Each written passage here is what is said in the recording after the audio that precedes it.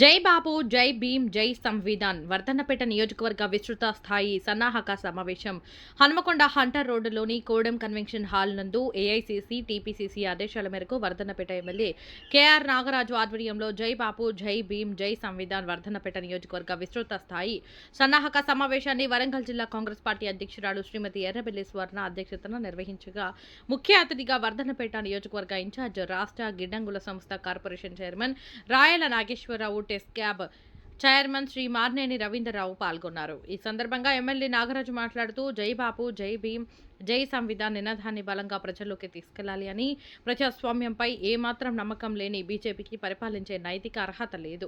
రాష్ట్ర బీజేపీ ఎంపీల వల్ల మన రాష్ట్రానికి ఎటువంటి ఉపయోగం లేదు. కేవలం మత విద్వేషాలు రెచ్చగొట్టడమే వీళ్ల పని అన్నారు. నియోజకవర్గ పరిధిలోని మండల గ్రామ నాయకులు జై బాపు జై భీమ్ జై సంవిధాన్ పాదయాత్రను ప్రతి ఒక్కరూ బాధ్యతగా పనిచేసి కార్యక్రమాన్ని విజయవంతం చేయాలన్నారు.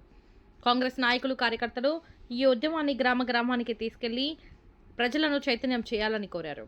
ఈ కార్యక్రమంలో TPCC general secretary Marneni Venkateswararao, Congress senior నాయకులు సోమేశ్వరరావు, వర్ధన్నపేట మండల బ్లాక్ కాంగ్రెస్ అధ్యక్షుడు అబ్బిడి రాజిరెడ్డి, వర్ధన్నపేట మండల అధ్యక్షుడు ఎద్దు సత్యనారాయణ, పోషాల వెంకన్న, నియోజకవర్గ మహిళా నాయకురాలు, వర్ధన్నపేట నియోజకవర్గ పరిధిలోని ప్రజాప్రతినిధులు, మాజీ ప్రజాప్రతినిధులు, రాష్ట్ర జిల్లా మండల గ్రామ వివిధ అనుబంధ సంఘాల నాయకులు కార్యకర్తలు పాల్గొన్నారు.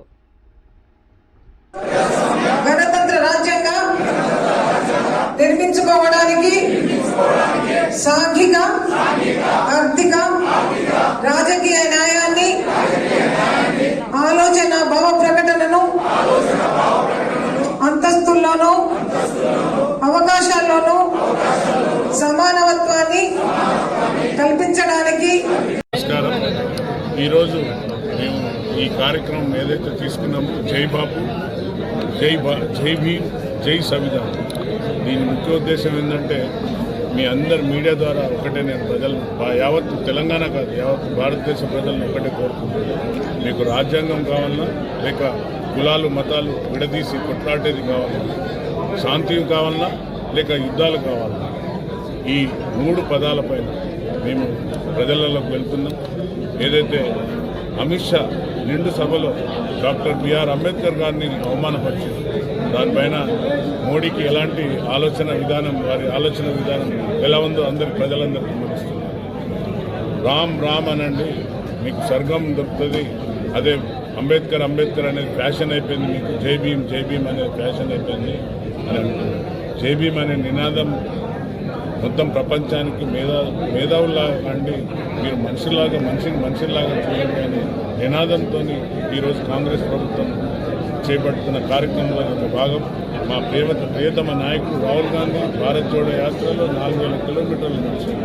నఫరత్ కే బజార్ మే ఫూల్ కా ప్యార్ కా దుకాన్ ఫూలం కా బిచాయింగే ఫూలంతో అని ఒక నినాదంతో 4000 కిలోమీటర్లు నడిచి, కులము మతము కాదు, గొప్ప మనుషులు మనం అందరం భారతీయులం, మనం మనిషిలాగా చూడండి అనే ఒక నినాదంతో ఇక్కడ ఈ భారతదేశంలో ఎవరైతే బడుగు బలహీన వర్గాలు ఉన్నారో వారికి అందవలసిన ఫలాలు అందుతలేవు.